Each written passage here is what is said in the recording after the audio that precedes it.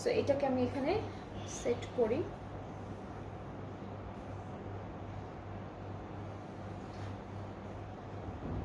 এটা হচ্ছে এক্সটেনশন পার্টগুলো, এটা একটা আর এটা আরেকটা।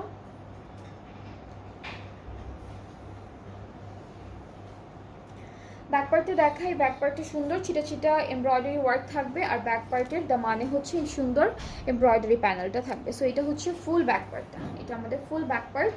অ্যান্ড স্লিভসটা হচ্ছে এভাবে এমব্রয়ডারি ওয়ার্কের মধ্যে পাচ্ছি, স্লিভসটা হচ্ছে এরকম।